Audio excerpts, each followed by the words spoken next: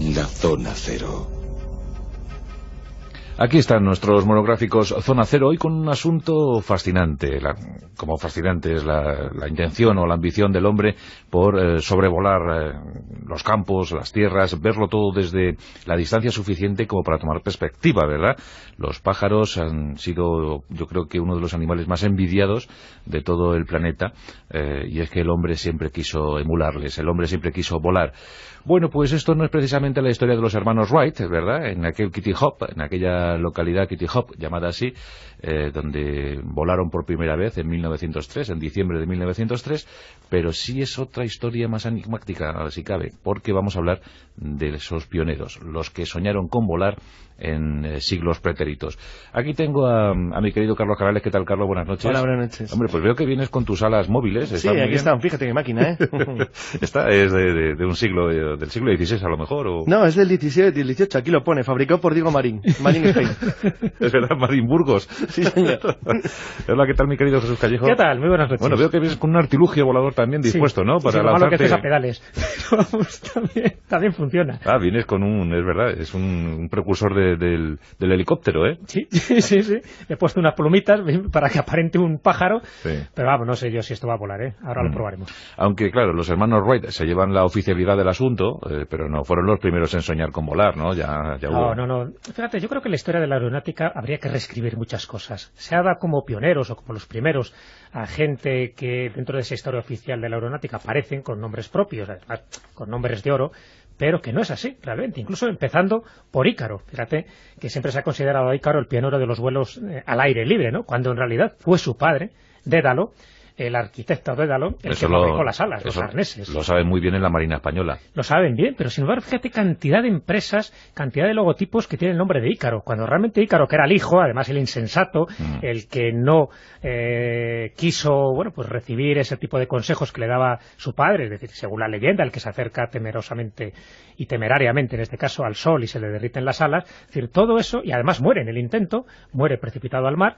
es decir, el que realmente consigue construir ese arnés, ese prototipo de primera máquina voladora es Dédalo, el primero que además logra sobrevivir y volar es Dédalo, y sin embargo, fíjate cómo se escribe la historia, en este caso la historia mitológica, los méritos se los lleva Ícaro. Bueno, pues con esto ocurriría lo mismo con otras cosas, es decir, el primero que realmente dicen que vuela con un avión a motor son los hermanos Wright, cuando realmente se sabe que no, y después comentaremos por lo menos un par de antecedentes ya casi demostrados que es así. Y lo mismo pues con el precursor del paracaídas, que tampoco fue el que se le ha atribuido, ¿no? Normalmente se acepta que el invento fue de Jean-Pierre Blanchard en 1785, cuando hoy por hoy se sabe que 2 años antes el físico Lenormand ya se había lanzado desde la torre del observatorio de Montpellier. Es decir, cosas de este tipo yo creo que son importantes destacar, aunque no nos vamos a hablar un poco de estas épocas incluso tan cercanas, pero cuando hablamos ya de los pioneros, de esos locos, bueno, pues antepasados nuestros, tatarabuelos, que volaban esos locos cacharros, sí que hay que hacer un homenaje digno a mucha gente que ahora mismo ha pasado desapercibida. La verdad es que muchos se dieron el castañazo y otros tantos sucumbieron, y parece, Carlos, que siempre todo empieza en Leonardo da Vinci, pero esto no es así, pero ¿no? Esa no es anterior. De hecho, bueno, como vamos a hacer un pequeño repaso de los antecedentes del vuelo documentados y conocidos, obviamente el primero era referido a la mitología, o sea, que obviamente no es cierto, pero bueno, como interés o como muestra de la pasión de los seres humanos por el vuelo, la leyenda de Dédalo Ícaro a mí me parece muy bonita y muy atractiva, porque además incorporan un elemento que luego se va a convertir en la esencia del vuelo occidental, y es la idea de construir una máquina. Es decir, hacerlo no de manera sobrenatural, sino hacerlo mediante algo construido por la mano del hombre. Esto es interesante porque aunque como yo soy uno de los convencidos, según las pruebas que hay, de que probablemente el primer vuelo de la historia lo realizó un musulmán, sin embargo es cierto que, salvo esa pequeña excepción, todos los demás grandes inventores, creadores o ideólogos, o incluso los que intentaron construir de una manera real máquinas voladoras, son todos occidentales. Es una especie de regla común. ¿Por qué? Porque... Bueno, no nos entusiasmemos, Carlos, porque a lo mejor siempre hay un chino, ¿verdad? Que... Sí, pero bueno, pero el chino... en este caso... que le pusieron una cometa. Sí, hay casos, pero efectivamente, se basan casi todos en vuelo de cometa. En vuelo de cometa. En intentos de vuelo de cometa. Pero los occidentales son... Ya acabo de decir que casi con seguridad que fue un musulmán español. Claro, por eso es bueno precisar de lo que vamos a hablar ahora, no es de la gente que voló, se lanzaba desde una torre con una capa o con una especie de paracaídas y se estrellaba. O que podían planear un metro. No, estamos hablando de la gente que realmente construyó un aparato volador, con mejor o peor fortuna, pero un aparato volador, en fin, con esa toda la parafernalia técnica que se utilizaba en aquella época y que intentaron volar. Por lo tanto, todos los saltadores de torres los vamos a odiar, porque incluso ya ha habido saltadores de torres en la época del emperador Emmanuel Comneno, estamos hablando del 67 después de Cristo, ya hubo un sarraceno que debía tener las neuronas un poco dislocadas, que ya se tiró de una torre, no se sabe qué le pasó, no se sabe tampoco su nombre, pero gente así había en aquellas épocas, pero eso no nos interesa, porque esos no eran realmente prototipos de vuelo, sino que eran inventores, gente ni creadores, ni estudiosos. Claro, se trata de los que hicieron un análisis técnico, bueno, con sus limitaciones, había más o menos cultos, como veremos ahora, había de todo, pero que intentaron hacer un análisis racional del vuelo para intentar construir máquinas que fueran operativas, de las cuales las primeras, de las que se tiene noticia, curiosamente, no eran, como diríamos, tripuladas. La primera noticia en el mundo occidental, aparte de la leyenda de Ícaro, referente a la construcción de una máquina voladora, corresponde a Arquitas. Arquitas era un filósofo pitagórico que vivía en Tarento, en Italia, obviamente, la ciudad griega de Italia, en el siglo IV a.C., y era contemporáneo y amigo de Platón. De él se dice que era un matemático y astrónomo. Aparte de eso fue general, era estadista. Él fue uno de los dirigentes de Tarento, que como es bien conocido es la última ciudad de la Magna Grecia en caer en manos de la península, no cuento Sicilia, en caer en manos de los romanos. Y además, por cierto, la causa de poner en contacto a Roma con Grecia de manera directa, puesto que es lo que atrae a Pirro a suelo italiano. El hecho es que Arquitas de Tarento era una de las personas más cultas de su época. Se decía que él era capaz de concentrar en su persona toda la sabiduría de los griegos, y se le atribuye la construcción de una paloma mecánica que, según los documentos grecorromanos, consiguió elevarse en el aire y volar. Pues, aparte de este tipo de inventos de carácter artesanal, lo que sí es cierto es que durante los primeros siglos las tradiciones o los datos escritos que contamos se refieren siempre a máquinas muy parecidas, es decir, son prototipos de máquinas voladoras construidas de forma artesanal, normalmente de una manera muy complicada y tan complicada que solamente el creador de la máquina era capaz de hacerla, y su conocimiento o sus técnicas se perdían con su desaparición o su muerte. En ese sentido, el segundo sería Johannes Müller, conocido también como Regismontanus, que en el siglo XV en Franconia, en Alemania, fue capaz, era un matemático y astrónomo, al que se le atribuye la construcción de dos máquinas volantes, una mosca de tamaño natural, era mucho más grande, y un águila. Bueno, según los testigos, el águila funcionó perfectamente y fue capaz de recorrer 500 metros, probablemente por una especie de sistema de planeo. Lo que hacía probablemente la máquina funcionaba por tensores muy parecidos a las gomas, se cree actualmente. De hecho, lo que se piensa que hizo Regismontanus es, de una manera con elementos metálicos capaces de planear, básicamente construyó un planeador de gomas. De manera que los resortes le permitieron volar, pues eso, aproximadamente 500 metros, que de ser cierto sería uno de los récords del mundo del vuelo con ese tipo de técnicas. Pero esto es artilugio volando sin tripulante. Sí, son todos sin tripulantes. Sería aeromodelismo. De hecho, el objetivo de la paloma, este tipo de águila, era saludar al emperador Federico IV cuando parece llegó. muy bien. Y bueno, pues hicieron una pequeña demostración de vuelo. La verdad es que los 500 metros se discute desde hace muchísimo tiempo. Sí parece que voló, porque los testigos son bastantes y la máquina debía tener un cierto ingenio. También, donde sí, hizo la prueba, sin embargo, el otro intento que hizo con el otro bichejo que hizo, que era también una mosca, pues ese en cambio no consiguió volar, se estrelló nada más realizar su despegue. Sí. Pero vamos, lo cierto es que se trataba de objetos ingeniosos, bueno, pues más o menos, como digamos, era frikis, era un tipo raro que tenía una idea, creaba una maquinita que intentaba volar con ella. Pero efectivamente es Leonardo da Vinci el primero famoso, no el primero, que ahora veremos cuál es al que hay que atribuirle el mérito del primer vuelo humano con una máquina más pesada que el aire. Sin embargo, es verdad que en el mundo occidental Leonardo da Vinci y sus ideas del vuelo de coleóptero, el vuelo de helicóptero y de los planeadores, pues bueno, se le ha atribuido siempre el primer intento serio de desarrollar una máquina voladora más pesada que el aire, aunque lo cierto es que nunca pudo llegar a nada con ello. El ortóptero, el artilugio en cuestión. Pero antes de Leonardo hubo alguien que osó subirse. Hubo varios, incluso el primero por lo menos del que tenemos constancia. Estamos hablando del primero que desarrolla un intento científico de vuelo. Aunque realmente, si fuéramos precisos, tendríamos que hablar de planear. Porque volar no volaban mucho, pero sí planeaban, lo cual ya es bastante, teniendo en cuenta que estamos hablando de un aparato, de un artilugio, para eso precisamente, para planear e intentar imitar a los pájaros. Y el primero, mira tú por dónde, fue un andalusí, un musulmán, un hombre de ciencia, una persona pues también muy parecido a Leonardo da Vinci, pero con la diferencia de que estamos hablando de casi 600 años antes, que es el que empieza a desarrollar este tipo de ideas. También era astrónomo, también era físico, desarrolló muchísimo invento científico de su época, y este rondeño, porque nació en Ronda, pues bueno, un buen día vio también cómo se tiraban otros cuantos desde las torres, y él se dio cuenta de que eso era una tontería, de que realmente se podía hacer un vuelo científico. Y entonces empieza, en el año 875, estamos hablando del siglo IX, empieza a hacer unos largueros de madera articulados que se podían mover, que se podían abrir, de forma similar a unas alas, las alas de un pájaro.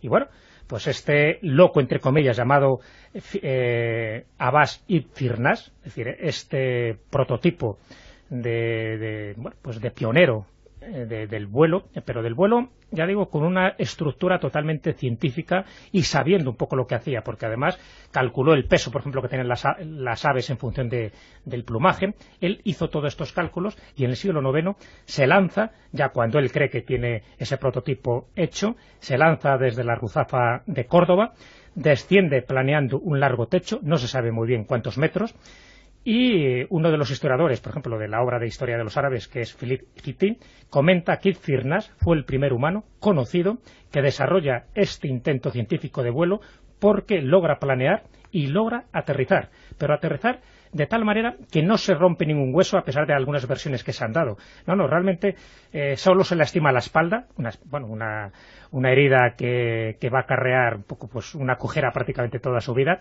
pero no se llega a romper nada, no llega a morir, que es lo que había ocurrido con otros intentos similares que se habían hecho anteriormente a él. O sea, sobrevive al planeo. Sobrevive al planeo, exactamente, y lo cuenta. Pero claro, ya su fama era tanta la que tenía en aquel momento, ya digo que estamos hablando de un personaje que en el mundo árabe un tipo fantástico, está considerado no solo un científico, sino un héroe. Es decir, en algunos países, por ejemplo, como Libia, yo creo que son datos interesantes para que los oyentes lo sepan, como en Libia se han emitido sellos de correo recordando esta gesta. Ya hay un cráter en la Luna con su nombre. Hay un cráter en la Luna con su nombre. Es uno de los pocos españoles que tiene un cráter en la Luna con su nombre. Uno de los aeropuertos de Bagdad, si es que todavía sigue existiendo, lleva también su nombre. Sí, o sea que... Bueno, eso mejor vamos a... Sí, por eso digo, pero bueno, me refiero que sí que ha sido siempre un personaje muy prestigioso en toda la historia, no solo de la ciencia árabe, sino como pionero de la aviación. Y es el que yo creo que estamos hablando del primero, pero el primero con letras de oro y con grandes letras mayúsculas, el primero que hace este vuelo científico. Yo estoy de acuerdo. Bueno, él era muy famoso en el Emirato de Córdoba. De hecho, la razón de su fama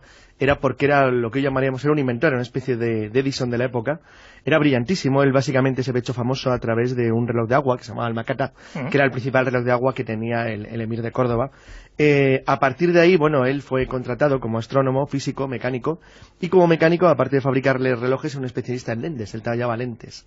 Entonces, bueno, a partir del exitazo que tuvo con su reloj, se hizo muy famoso, pero dicen que la idea del vuelo le vino de un accidente que tuvo un loco, así le llamaban, que se llamaba Armen Firman, que en el año 852 se cayó de una torre en Córdoba cuando se lanzó con una gran capa para intentar hacer una especie de émulo de un paracaídas. Esto puede parecer que había lista de espera para lanzarse por la torre, ¿no? No, de hecho no. Fíjate, fijaros qué curioso, porque yo digo lo que es método científico. ¿Quién da la vez? Este tío se tiró desde la torre en el año 852 y fue como el coyote, se pegó así contra... ¡Bomba!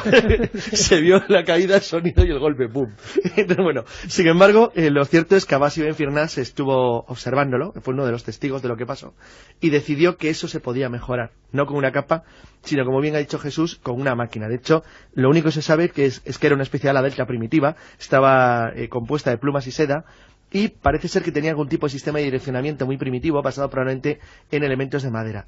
El hecho cierto es que es el primer planeo de la historia. Sin embargo, aparte de la lesión de espalda, algo debió de encontrar, o algo debió de entender, que nosotros no conocemos, Ibn Firnas, que hizo que no se continuara con la investigación. Probablemente se consideró poco operativo o muy peligroso.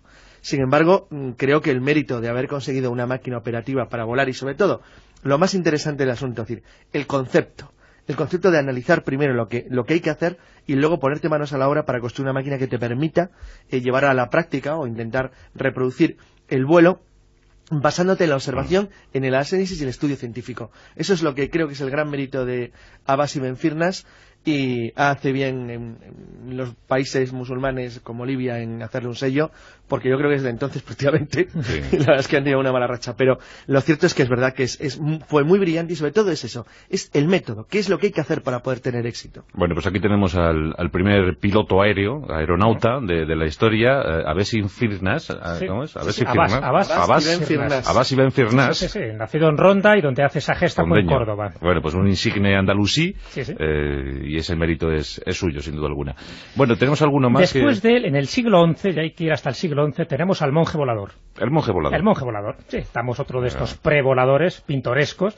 Aparte de Firnas, pues hubo, en este caso, un benedictino inglés del siglo XI llamado Ilmer de Malmesbury. Entonces, este Malmesbury, que era un benedictino, pues bueno, también le daba por hacer este tipo de cosas. Recordemos que en aquella época, estamos hablando de la Edad Media, donde se refugiaba el conocimiento eran los conventos, eran los monasterios, y donde tenían un poco acceso a todo este tipo de tecnología y de ciencia. Entonces, bueno, pues este hombre, aparte de sus meditaciones, de sus oraciones y de sus paseos, pues quiso también construir, pues eso, también una especie de alas delta, ¿no? Unas alas de plumas montadas sobre una estructura de madera, similar a estas alas delta, para que más o menos nos hagamos una imagen, y efectivamente lo que hace es que en el año 1010 lo construye y se lanza desde la torre del monasterio. En este caso sí que se sabe lo que llega a sobrevolar, unos 200 metros, que no está nada mal, y bueno, pues a diferencia de Firnas, no se lesiona, es decir, no se estropea la espalda ni ninguna pierna. Otras versiones también comentan que bueno, que también se rompió un hueso al besar el suelo, pero en todo caso sobrevivió al intento. Así que aquí estamos hablando de un personaje que hay que circunscribirlo en una época donde, un poco más tarde, Roger Bacon, estamos hablando de ese monje del siglo XIII, él ya contaba en algunas de sus obras que había gente que había sido capaz de construir artefactos y máquinas voladoras. Incluso hay un texto que se ha repetido hasta la saciedad en algunos de estos libros esotéricos, donde él dice textualmente: máquinas voladoras como estas existieron en la antigüedad e incluso se fabrican en nuestros días. Estamos hablando de mediados del siglo XIII, cuando Roger Bacon escribe estas palabras. No se sabe que él construyera ninguno de estos artefactos, ninguno de estos prototipos aéreos, pero bueno, es muy significativo que unos siglos antes, como era el caso de Mel de Malmesbury, este monje volador ya hiciera este tipo de intentos. Y después, como no, ya nos iríamos a Leonardo da Vinci, que yo creo que es tan conocido que a lo mejor no merece la pena hablar un poco de todo lo que él intentó hacer, sino seguir un poco adelante, porque lo que hace Leonardo da Vinci es recoger un poco la herencia de todos estos que le precedieron en este tipo de vuelos. Hay otros cuantos que tuvieron menos éxito, pero yo creo que los dos más destacables antes de que irrumpa en la escena pública Leonardo da Vinci es Firnas y es Malmesbury. Un andalusí, un británico... Un inglés, y ahora vamos a un brasileño que para mí tiene el honor de ser la primera persona que consiguió elevarse con un medio menos pesado, en este caso, que el aire, y antecesor con mucho de los Montgolfier y de sus diseños de globos, porque en el fondo era un globo lo que fabricó, que es Bartolomeo Lorenzo de Gusmão. Bartolomeo Lorenzo de Gusmão, que Jesús me enseñó su tumba, sorprendentemente. Sí, porque está enterrado en España. Porque está enterrado en Toledo, ni más ni menos. Toledo. Sí, es una historia curiosísima que ahora contará. Pero bueno, yo creo que nació en Santos, en Brasil, en 1685, a finales del siglo XVII. Residió en Portugal desde la Guerra de Sucesión Española, desde 1708. Y era famoso por su memoria, de una memoria por lo visto prodigiosa, y por su increíble habilidad mecánica. Él había inventado, él fue básicamente un diseñador de máquinas, se había formado en Holanda, tenía un buen conocimiento de lo que eran las técnicas industriales más avanzadas de la época, era además una persona enormemente culta, y en 1709 dirigió al rey de Portugal una carta en la que le comunicaba que había inventado un instrumento para andar por el aire del mismo modo que por la tierra y el mar. Y lo publicó en un manifiesto que se llamaba Manifiesto Sumario para os que ignoran poder se navegar pelo elemento do aire. Esto me encanta. Entonces se burlaron de él, le llamaban el volador. El volador. Lo que pasa que es que se burlaron de él hasta el 8 de agosto de 1709. ¿Por qué dejaron de burlarse de él esa fecha?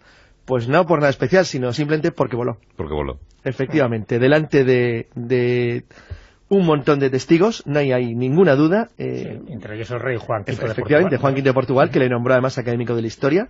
Es decir, delante de todos los testigos, cogió y con una especie de globo aerostático, que de hecho es lo que había fabricado, basándose en un principio que luego siguen los hermanos Montgolfier y que Blanchard lo salentó a los Montgolfier por semanas, porque si no lo hubiera conseguido él con alguna de las ideas que estaba manejando, consiguió ser para mí, de verdad, que absolutamente probado, la primera persona que suele volar en el aire con un globo aerostático. O sea que Gusmão... Un brasileño. O primer aerostático da historia, ¿no? Sí, totalmente demostrado. El problema de este hombre, era jesuita, un sacerdote jesuita. Sí, cayó en desgracia con Pombal, toda su orden. Bueno, es una historia tristísima. ¿Qué ocurre? Que la Inquisición empezó a tomar cartas en el asunto. Dice, ¿cómo? ¿Que un sacerdote jesuita inventando un aparato diabólico que dice que vuela? Vamos a ver.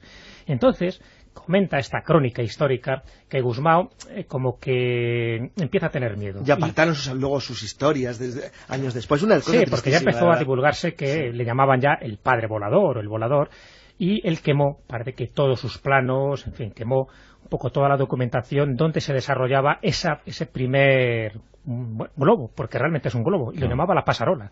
Realmente, la pasarola. Sí, los dibujos y los planos de la pasarola, ese gran barco, ¿no?, para 10 personas, que tenía una vela, que tenía alas incluso, pues desaparecieron toda la documentación y por eso al final son los hermanos Montgolfier los que se llevan un poco ese mérito de ser los primeros que construyen un globo aerostático de estas características, cuando hoy por hoy sabemos que fue Bartolomeu Lourenço de Gusmão. Es tremenda la historia de Gusmão, porque es la demostración perfecta de cómo España y Portugal perdieron el tren de la historia en el siglo XVIII. Es decir, cómo alguien es capaz de hacerlo, pero con conocimientos, estudio, análisis, pero no hay ninguna industria ni nada que lo siga después, porque la persecución inquisitorial, o la persecución en el caso de, no a Gusmão, que muere en 1624, sino a los que podían haber continuado en la orden de los jesuitas su herencia, con la persecución que hace Pombal en Portugal y luego en España, que se expulsa, como sabéis, a la orden jesuita de ambos países. Bueno, cómo se aniquiló cualquier intento de pensamiento libre, científico o analítico durante años, que nos colocó, bueno, pues a lo que nos colocó la cola de Europa. Ya sabéis lo que pienso, que la marcha de los Austria nos perjudica un poquito. En este sentido creo que sí, aunque de todas maneras la cosa tampoco iba muy bien. Bueno, pero los Austria eran más abiertos. Sí, pero no había tampoco ningún interés científico. De hecho, hay que reconocer que Felipe V por lo menos trae un poco. Es decir, cuando nacen las sociedades de amigos del país, las primeras academias. Pero era en general, o sea, es que no se aceptaba el pensamiento. Bueno, el caso de Diego Marín, un burgalés, que es el siguiente que había traído, pues es el ejemplo perfecto. ¿Este qué hizo? Diego Marín era un pastor, había nacido en Coruña del Conde, en Burgos, en 1757, era el mayor de 7 hermanos, y bueno, era un hombre sin cultura, pero cuando tenía 11 años, era un chico muy listo, se demostraba que, claro, la gente no es tonta por naturaleza, puede ser perfectamente inteligente, y con una buena educación y una buena orientación hubiera tenido un enorme éxito, pero desgraciadamente en España, como estábamos hablando, no había una educación pública extendida, la población era analfabeta en más del 75%, y el caso es que este chico, cuando era un niño, con solamente 11 años, se le ocurrió un mecanismo que mejoraba con mucho un molino que había en el río Arandilla. Bueno, tuvo tanto éxito que vio que se le daban muy bien las maquinitas, y se dedicó durante los últimos años de su niñez y primeros años de juventud a diseñar máquinas en su tiempo libre que permitían el concepto esencial de la máquina en Occidente: ahorrar trabajo y mejorar el rendimiento. O sea, es que es eso, el maquinismo, básicamente. O sea, es el gran éxito que tiene Europa y que, sin embargo, España no supo aprovechar. Bueno, pues este tipo fue capaz incluso de crear un sistema de telas, bueno, un sistema de una máquina que fabricaba paños de tela, o incluso una sierra mecánica que conseguía seccionar mármol, lo que utilizaban para la cantera del Espejón. O sea, tuvo éxito en todos los diseños e inventos que hizo. Pero él estaba obsesionado con el vuelo. Y en 1793 construyó, después de años y años de observación de los pájaros, del mecanismo de vuelo, algo parecido a lo que hizo Leonardo da Vinci, pues construyó un pájaro de madera y de metal. Ahí había una gran ventaja: tenía un armazón metálico que lo hacía muchísimo más sólido de lo que hubiera sido habitual, o lo que era habitual en los diseños de la época. Y con una superficie que recubrió de telas, plumas y alas, le colocó 2 alerones que se podían manejar y controlar por medio de 2 manivelas. Bueno, el hecho cierto es que con ello él pretendía volar ni más ni menos que desde Coruña al Conde hasta Burgo de Osma y luego hasta Soria, no es nada. El tío le echó valor. Y como necesitaba ayuda, pues convenció a 2 amigos suyos, a Juan Barbero y a su hermana, para que le ayudaran a lanzarse desde Coruña al Conde, desde el punto más alto. Y efectivamente, el 15 de mayo de 1793, él cogió y se lanzó. Y su planeador planeó, no se estrelló.